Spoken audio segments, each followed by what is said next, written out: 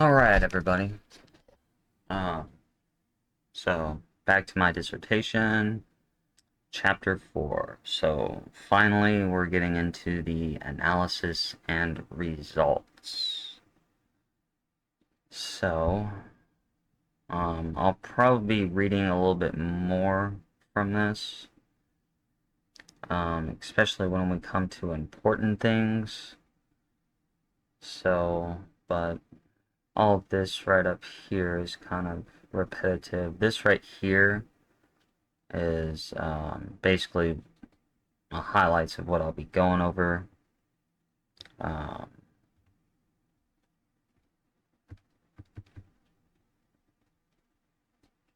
Alright, so let's see here. Through all that right there. Okay. So the QRS in vivo 12 software assisted with the navigation and analysis of the data. The software helped with organizing and managing data from multiple sources. The researcher generated a list of 1,000 most frequent exact words with generalizations. From there, the researcher developed 29 codes. Then the researcher used an inductive approach to create themes. The 29 codes developed the 29 themes utilized for round 2 that turned into 66 questions for the Likert scale survey. One theme was eliminated from round 2, which left 28 themes for round 3 that the participants ranked to achieve the top 5 ranked themes to form a consensus of opinion. The thematic analysis results produced 5 ranked themes that turned into 9 themes because some themes were tied in the ranking system. Okay, the E-Delphi method technique studies research objective was to provide solutions to improve organizational justice by comprehending effective restorative justice resolutions. The goals of this study were achieved by selecting experts in the field of restorative justice resolutions to share their reflections, stories, experiences, and perspectives on the types of effective alternative justice resolutions that work best in their organization.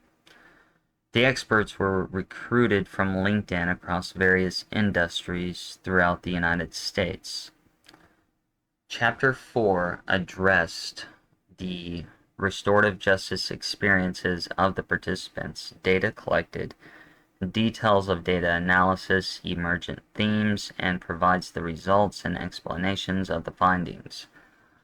The study's discoveries show a pattern or trend of an alternative organizational justice system's effectiveness that differentiates it from punitive punishment. These studies' findings contributed to the body of literature by improving upon the utilization of restorative justice in organizations. Organizational leaders will understand the benefits of restorative justice, which might provide more options than punitive punishment. So let's go over the research question again. The research question is, what is the consensus of opinion from a panel of organizational experts on effective restorative justice solutions in the workplace? The researcher developed 6 questions for the questionnaire for round 1 of the qualitative E-Delphi method technique to support the research. And then once again, it goes into round 2 and 3, which I just went on above. So, let's see where we're at here on timing. Okay, we're doing good. Okay, so data collection. See, I used LinkedIn. The researcher posted recruitment announcements on my profile and also in a group on LinkedIn. The researcher received approval from the group manager. The researcher received several respondents' replies. Some of the respondents did not meet the eligibility to participate due to mandated qualifications for the study. Like some people not from the United States or didn't have enough experience that I was looking for, but I ended up finding 10 participants. So after I selected the 10 participants, the study began with emailing the informed consent and demographics to the 10 participants. All participants agreed and signed the informed consent and emailed the informed consent back to the researcher. All 10 participants filled in the demographic information and emailed demographic information back to the researcher. Round 1 began with emailing the questionnaire to 10 participants. The participants were given 2 weeks to respond to the questions. The 10 participants responded by emailing the questionnaire back to the researcher. The researcher analyzed the data within 3 days. The researcher needed clarification from 2 participants, and therefore 7 days were provided to those participants, with 3 more days of analysis for the researcher. Round 1 ended with 29 themes that took 27 days. And so the themes are problems with upper management, create low turnover ratio, leadership traits, understanding shame and guilt, harm or become self-aware, improve restorative justice, efficient work environment, restorative justice and traditional punishment, empathy, integration and transformation, immediate resolution, emotional intelligence, increase awareness, safe environment, restorative practices, fear traps expression, more opportunities, path to normalcy, forgiveness, heal the soul, from negative to positive, focus on repairing, responsibility for life, making sense of emotion,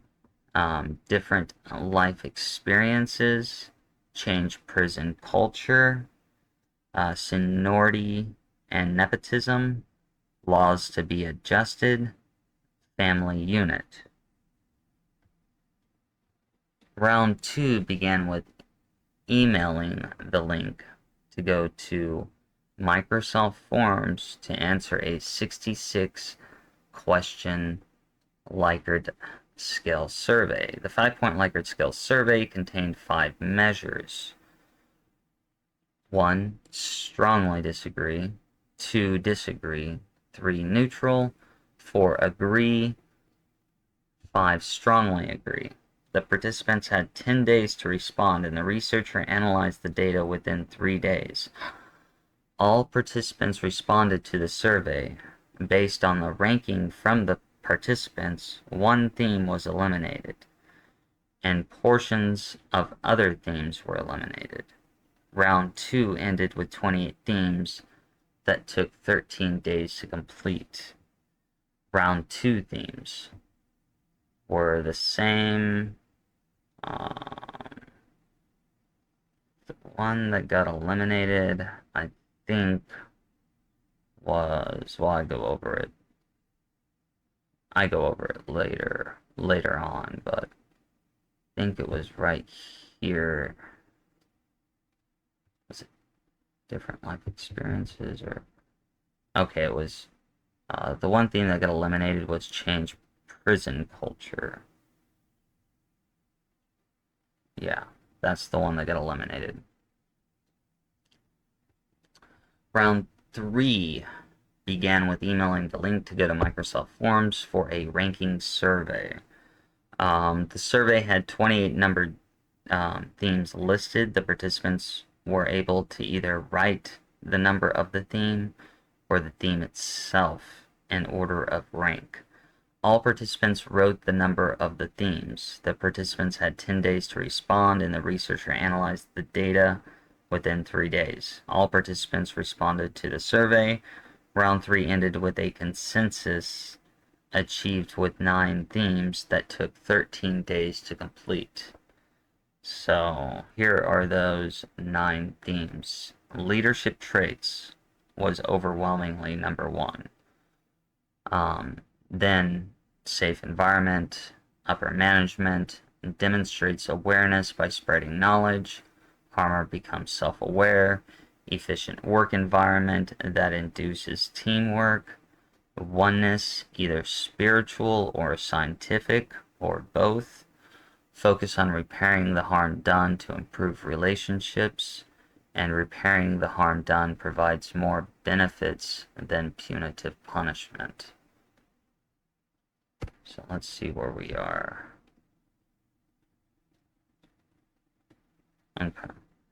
Well, I'll go. Yeah, I'm going to continue a little bit more. I'll be coming to a stop probably soon. Because like I said, I'm trying to keep these within maybe like 10 to 15 minutes. But hold on. Let me see. Okay. My period ahead. So what I'm going to do is, after this part, I believe, once I get into data analysis, I'm going to stop it. I'm going to save that for the next video next week. Because that goes into a lot of detail. Yeah. I might be reading some of that verbatim.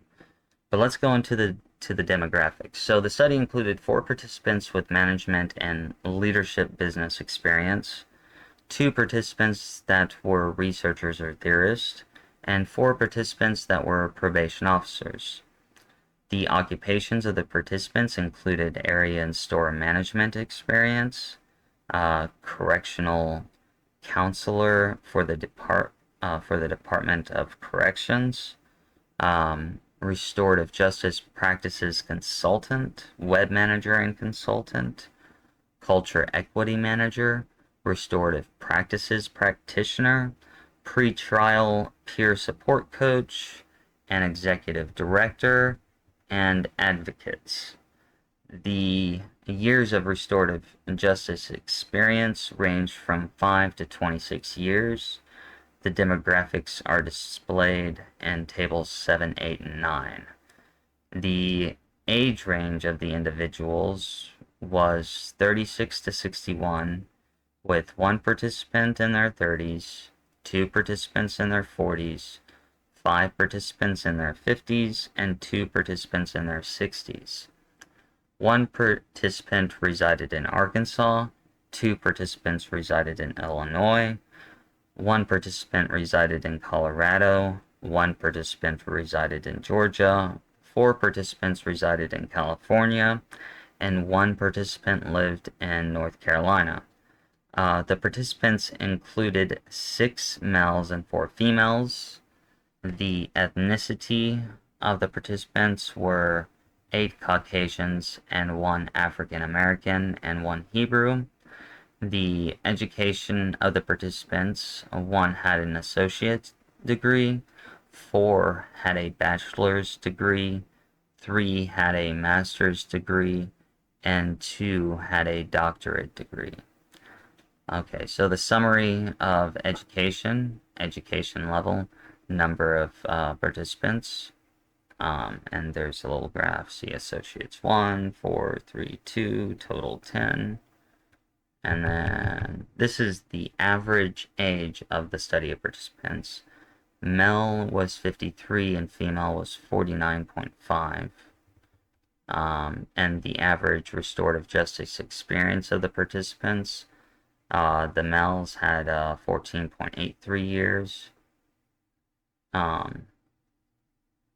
And the females had about 15.25 years of experience. When I do, yeah. Okay, so data analysis. This I'm going to stop at. And I will reproduce that for the next video.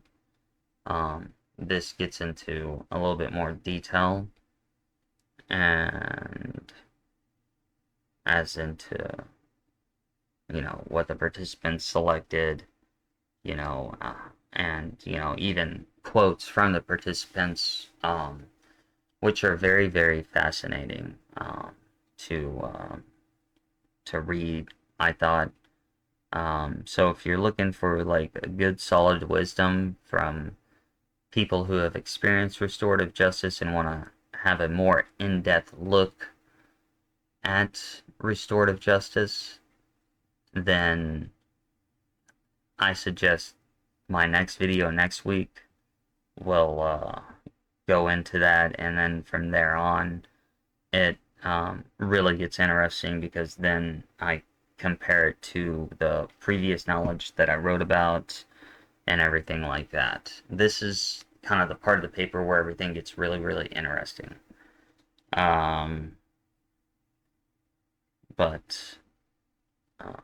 goodbye for now, and until next week. Um, until next week, I will see you then. My goal next week is Tuesday, depending on my peer-reviewed paper class that I have.